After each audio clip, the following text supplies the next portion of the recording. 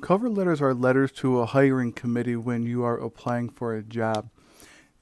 You can also use a cover letter when applying to a grad school. So even if they don't ask for it, you can still include one that kind of highlights the reason for your application and some of the things that you've accomplished as an undergraduate in order to bolster your ability to get into school.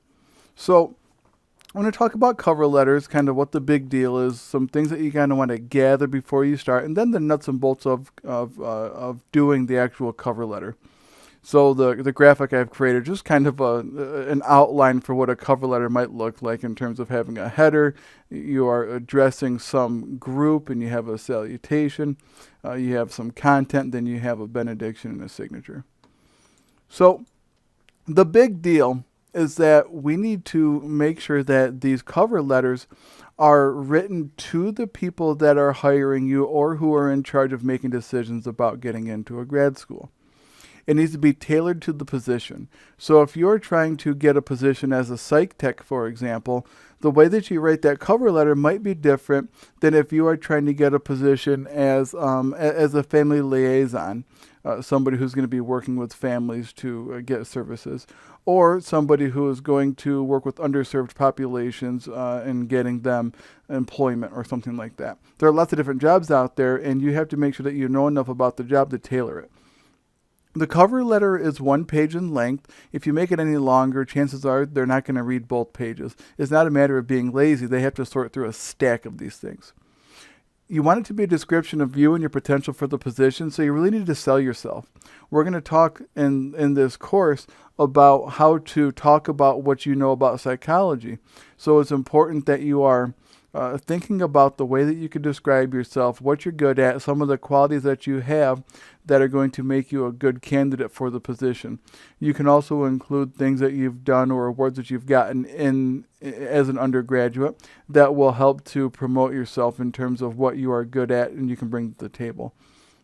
Lots of times the cover letter can clarify the resume. So if the resume is kind of an outline that has bullet points and things like that, you might be able to kind of write a short narrative about 3 jobs that you've had that go together, or some coursework that you've taken that is kind of a collection. We kind of have those already called minors and things like that, or concentrations. But if you have 3 or 4 courses that you've taken that kind of help to round out what you have done, you can clarify that by saying, as an undergraduate at Olivet College, which is a resume thing, you can explain why these 3 courses make you pretty good for the position.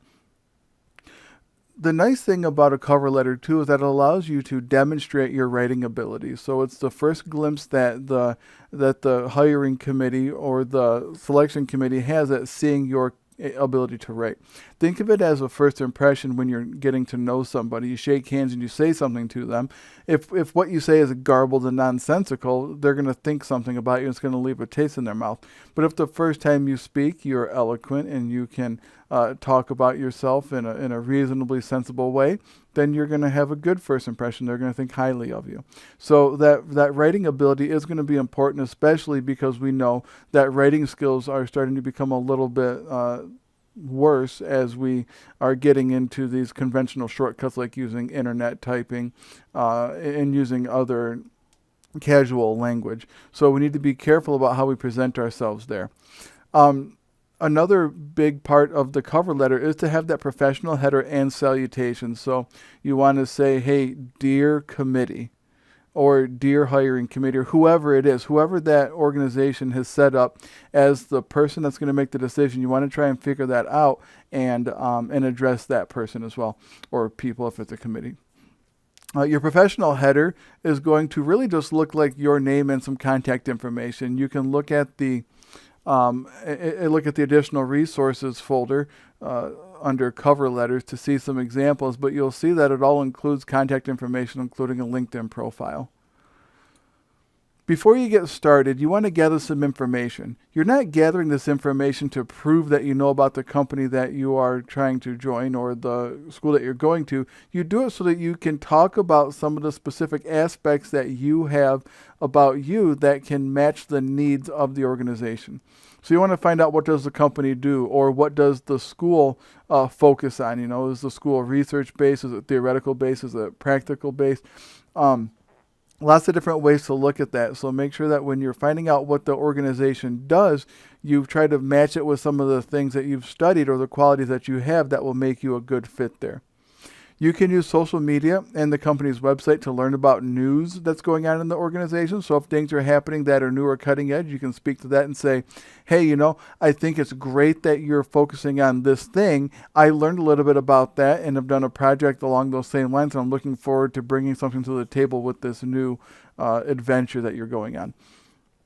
You can use social media, so go to Twitter. Look at the company's Twitter page. If the company has a LinkedIn page, you can go there. If it has a Facebook page, go there. Do what you can do to find out about the company, to understand what they're all about. You do, again, want to try to find out who will be making the hiring decision. That kind of goes back to the salutation. Find who's making the decisions and try to address those people more specifically than just saying, hey, dear committee. You also want to talk to current employees if you know any personally. Don't seek it out. Don't go to their website or don't go to a LinkedIn profile of somebody who works there and ask them questions. That's not good.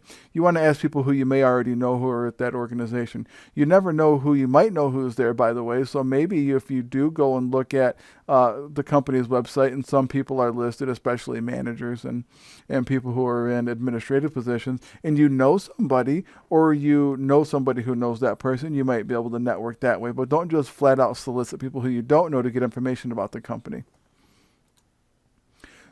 Something else you want to consider before you start is what you can offer. So again, you want to align your skills and qualification with what the company is about. So find out about the company, about the school, whatever it is. Really dig into what you know about yourself. That's why we do these exercises in these classes and in department seminar, where we want to get your resumes going, a CV if you can develop one, or doing something that's more reflective. It's important that you're able to reflect on what your qualifications are. That way, when you're applying somewhere, you can be matched to it. A lot of places may be looking to just have a position filled. And if that's the case, it's very competitive. But if you have some qualifications or some experience that will fill the position, all of a sudden for you, it gets less competitive because you're at a different tier than the other individuals are. So it's not about having the qualification, you have to be able to talk about it. So be able to match your qualifications with what the company organization is about. Also think about what in your background is relevant. If you've had work experience, not even before going to Olivet, if you had some work experience somewhere that's relevant, let us know. Tell people about what in your background is relevant to the position that you're applying for or the school that you're applying to. Think about your accomplishments or projects. So if you did a project for research methods and statistics and it's related to what you're applying for, let them know. Tell them that you have a little bit of experience at, you've done a literature review on that topic. That can be an impressive thing to say. You can also talk about some accomplishments. So if you are applying for a position that has some leadership qualities to it, and you were maybe the president of an organization or you're an officer in your sorority or fraternity, let them know that too. Those are things that look really good on these cover letters. So you can say something like, as the president of Psi Chi, I was able to ... and then tie it into something that you might be applying for. So you can say, as president of Psi Chi, I did a really good job of working with individuals to find things that we could do in psychology to promote psychology on campus, which will help me for developing community resources with your organization. Something like that. All of these things can be related, so make sure that you're thinking carefully about what you've done here and trying not to underestimate the achievements that you have. You can also use practica and internships as experience. So even though you might not have a job experience in a particular field, use your practicum and internships if you have that experience available to you. Now, getting into the nuts and bolts, you need to make sure that the formatting of this letter is consistent with all the other documents that you have, and there are some particular other nuts and boltsy type things that you need to be careful of. The cover letter needs to be one page, no grammar or spelling errors. Make sure that you're really reading over this. Let somebody else read over it to make sure that your grammar and spelling errors are gone. I wouldn't do it because I don't think that it's the end-all be-all if you have a misspelled word or a typo. But some people might look at that and use that as a way to screen out people. You'd be surprised if I'm a hiring agent and I have 100 people applying to a position and I need to make it easy on myself to hire somebody. I'm just going to look for typos. If I see a typo, you're gone. Some people do that. I wouldn't if I'm trying to hire somebody, but they do. So we want to make sure that we are paying particular attention to that. 11 to 12 point font that is accessible, meaning that it is a font that is readable, that somebody could easily look at. 11 might be a little bit too small, but it's probably okay for some font types. Like Arial 11, it doesn't look so bad. Times New Roman 11 starts to look a little bit small. But stick to fonts that are in the kind of class of what we call usual fonts, like Times New Roman, Calibri, Arial, Verdana, Tahoma, things like that. Don't use fancy scripts. Don't use scripts that look like whatever that typewriter font is. I forget what it's called now. Use something that's accessible. No tables, graphics, borders, or shading. When we talk about accessibility, we're really talking about, could a computer look at this thing and read it to somebody who is completely blind? When you do that, you're not only, obviously if someone were blind and doing the hiring, that would be very helpful to them, but it enhances readability and the appeal of what you're showing. So it's aesthetically pleasing to the individual. So in your cover letter, no graphics, no tables, no borders, no shading. It's just text. Now, you will start to get into using some of those things when you do your resumes, just because there's a lot of information that needs to be split up somehow. But for the cover letter, avoid those things. Also, avoid templates that are commonly used. There are lots of templates out there, like Word probably has a cover letter template. Avoid using it because they start to blend together and they're ordinary. There's not a lot that goes into it. So make sure that when you're trying to stand out, you're trying to stand out. You want to stay away from those templates. Another reason why you want to stay away from templates is because there are a lot of programs out there that will be that will automatically look through cover letters or other documents for hiring agents, and it'll start to sort out the templates. And it'll kind of dismiss them because they appear to be weaker than if they are handwritten or if they're written using usual formatting through Word documents. A little bit more on formatting. So make sure that the ease of reading is the forefront. I alluded to it earlier with accessibility, but what I'm talking about here is make sure that if you're using some formatting in your cover letter, that it matches the rest of your documents. So don't use Times New Roman in your cover letter and then use Arial in your resume. Keep that consistent. Try to keep your indentations consistent. If you choose to use a 0.25 indent or no indentations at all on some documents, make sure that's what you use on other documents as well. Make sure that you're using single spacing. I know that kind of like we drill double spacing into your brains because that's what APA wants, but single spacing is what we use for business because it's important that we save space and get messages across. So it's a good idea to use single spacing. We don't need to see double spacing. We don't need to correct any work or anything like that. That's okay. We don't need margin space or anything like that. So single spacing with the space between paragraphs, and the paragraphs won't have an indentation for the cover letter. So just remember that. There's no indentation at all. It looks like blocks on the left-hand margin. And when you think of these cover letters, keep in mind the business formatting structure. So you do have contact information in the header. You will use your address and your phone number and your email address and your LinkedIn profile and your name. I would say your name plus your credentials. So if I were doing my cover letter and I had my header, it would say William J. Haggerty, comma, PhD, comma, MA, comma, LPC. And that's what mine would say. Yours will, and by the way, when you do these cover letters, if you want to do them as if you already have your degree, that's cool. So it would be John P. Smith, comma, BA, and then it would have your address and everything. So use your contact information. You also want to include the date you submit it to the committee. You'll see that in some of the examples. You want to use the recipient's contact information, like as in a mailing address or similar. So it could be a mailing address, or if you're faxing it, it'd be a fax number. Whatever the method that you're using to get this to the individual is what the quote-unquote address will be. So it's either going to be a mailing address, it'll be an email address, it could be a fax number, or it could just say electronically submitted. So it would say something like electronically submitted on, and then it would be whatever the date is that you submitted it, because lots of times you upload them to websites. So that's what your submission might look like for that. You also want to use the proper salutations and benedictions. So the salutation is how you greet somebody. So dear, and then you would fill in the names. And then the benediction is when you say something like respectfully submitted, Will Haggerty, or sincerely, Will Haggerty. So it's however you end your document. And I recommend keeping those consistent across all your documents too. I usually say something like respectfully submitted, and that kind of comes from work I had done earlier in my career when I would write letters on behalf of residential delinquents to the courts, and it's always respectfully submitted. Mostly because judges and all of them have some kind of weird ego about them, and they like to be puffed up. So we say respectfully submitted, as if I have to. Yeah, they're turds.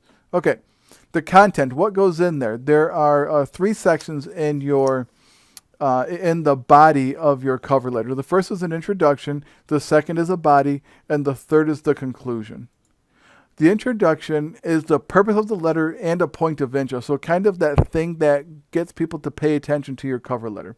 So it might be a connection that you have with the company, what you know about the company in terms of what you're interested in seeing or interested in doing, so what you've seen that you're interested in doing, and an overview of what you can offer the company. So you need to tie yourself into what you can offer to the company, and usually we try to do that in terms of whatever they are doing, what kind of work they're doing, what they've been doing recently through the news or whatever, but find something that you can use as the purpose of the letter and the point of interest. The body has the qualifications of the specific position that you're applying for. So what do you have as you are that you can use as a qualification for the position? Usually what we do is we look at what the position requires. So we'll look at the position for a job, or we'll look for a grad school application and see what the requirements are to get into that grad school. And you'll talk about what you have that fits the requirements. Again, it's a relatively short paragraph, maybe 6 or 7 sentences long, so you have to really be concise. But you want to sell them on why you are the person for the job. What are your qualifications? How do they match the requirements of the position or of the school? You also want to include evidence of your qualifications. So don't just say something like, well, I was the president of Psych Club, so I'm a good fit for this. Okay, maybe you are, but I was a president of Psych Club, and I am a good fit because. So use that because in order to prove that you are somebody who can fill the position. Remember, it's not a comprehensive document. You focus on a few key areas. You don't have to write this long epistle that outlines everything about you. You are going to be concise and keep the reader interested in who you are and what you can offer the position or who you are as a potential candidate to get into a grad school. The conclusion will be a reiteration of the interest in the position. So something like, I appreciate that I am a good fit for this position, and I think that I would have a lot of fun working for you, or I think that I would have a lot of fun learning from you. What are your plans for follow-up? Talk about, I look forward to hearing back from you, or something like, thank you for your interest. I will give you time to think over my candidacy, and I'll send you an email in 2 weeks, or whatever it is. What is your plan for a follow-up? Try not to be too forward. So you really want to let them know that you appreciate the opportunity and that you would like to follow up with them. So maybe say, I would like to follow up in a couple of weeks to hear your thoughts on my candidacy or something like that. If there are hiring deadlines, you might just want to say that I look forward to hearing from you before, and then name the hiring deadline. Usually in a job description, there is a hiring deadline, or there is, for a grad school, there's an enrollment opening. Or it's not enrollment, or an application deadline. So the application deadline will be the date that you would say. So I appreciate the opportunity to submit my cover letter, to submit my application for grad school, and I look forward to hearing back to you or back from you by whatever the date is. And then you want to thank the committee for their time and consideration, because there is a committee out there that's going to read through all your stuff. So you want to thank them for that, because it's a lot of work to read through that. It's not as much work to gather all that stuff and send it off, but you want to smooch their booties a little bit, right? So that is the presentation on cover letters. Look at the cover letter examples. We can talk a little bit more about this in class. We're going to go over some examples in class too, so that we can kind of all be on the same page. But this is what I expect you to be using to prepare for class. So make sure that you are reading through this presentation again, and that you are getting into the addition of resources, becoming very familiar. Look at the assignment as well. You want to make sure that you are tying everything into the assignment, so that you don't have to do duplicate work. So you can even get started by collecting some information. If you have any questions, feel free to reach out. Otherwise, we'll talk more about this in class.